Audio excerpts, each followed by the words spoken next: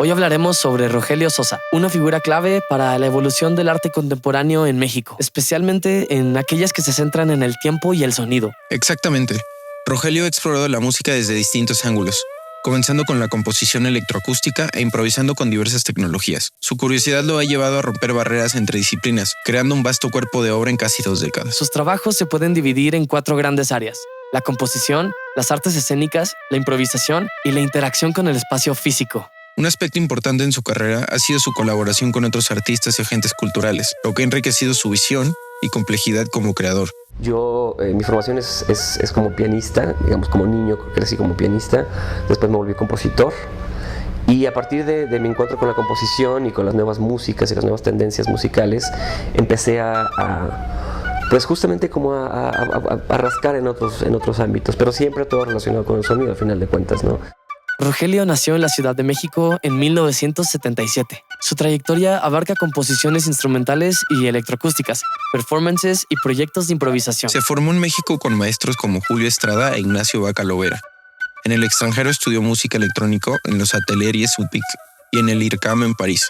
En 2003 obtuvo una maestría de música y tecnología en la Universidad de París. Después de mostrar su proyecto artístico en distintas partes del mundo, desde el 2005 vive en la Ciudad de México. Su trabajo ha sido presentado en más de 50 ciudades alrededor del mundo y ha publicado en importantes sellos como Boston Records, Mold Records, Important Records y Sub Rosa. Además, ha impartido clases y talleres en más de 30 universidades y centros culturales. A lo largo de su carrera ha sido numerosamente galardonado, teniendo 2 veces el Premio Nacional de Creadores del FONCA en 2012 y 2016, así como el Premio Nacional de la Juventud en Artes en el año 2000. Es innegable que Rogelio Sosa ha dejado una huella profunda en la escena artística contemporánea y su obra sigue evolucionando de manera sorprendente. Sin duda, su capacidad para combinar lo tecnológico con lo ritual y lo experimental lo convierte en un referente único en la música y el arte sonoro. Hoy nos enfocaremos en su obra Vinilica. Esta pieza se construyó a partir de la manipulación de scratches de discos de vinilos de hip hop. Lo interesante es que las mecánicas detrás del scratch se usaron como una metáfora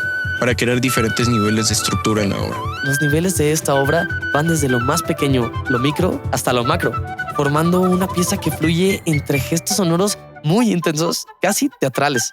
La obra combina sonidos percusivos con una energía muy urbana y a su vez se mezcla con texturas más abstractas, oníricas, inspirada en la obra de Imaginary Landscape número 1 de John Cage. Es una mezcla muy buena de lo urbano y lo experimental, donde el scratch se convierte en el punto de partida para una exploración muy profunda del sonido y sus posibilidades. Exacto. Y no solo es la técnica con la que sorprende, sino cómo logra que esa mecánica repetitiva y física se transforme en algo casi narrativo. El scratch va más allá de ser un sonido urbano. Se ha convertido en un recurso como una carga gestual muy intensa. Lo que hace que Vinilica sea tan especial es cómo Rogelio Sosa toma un elemento característico del hip hop y lo lleva a un contexto completamente distinto, en donde deja de ser solo un efecto musical para convertirse en un principio estructural de la pieza. Esa conexión es la que añade una capa conceptual muy interesante. Es como si Sosa uniera 2 mundos, el sonido urbano y el arte sonoro experimental. Vinilica, sin duda, es un ejemplo perfecto de cómo Rogelio sigue desafiando las fronteras de lo que entendemos como música. De un momento a otro, pasamos de escuchar percusiones muy directas a texturas irreales. En la obra, los intervalos no se utilizan de manera melódica o armónica. Y eso es lo fascinante. ¿Cómo puede hacer convivir lo urbano con lo experimental de una manera tan fluida?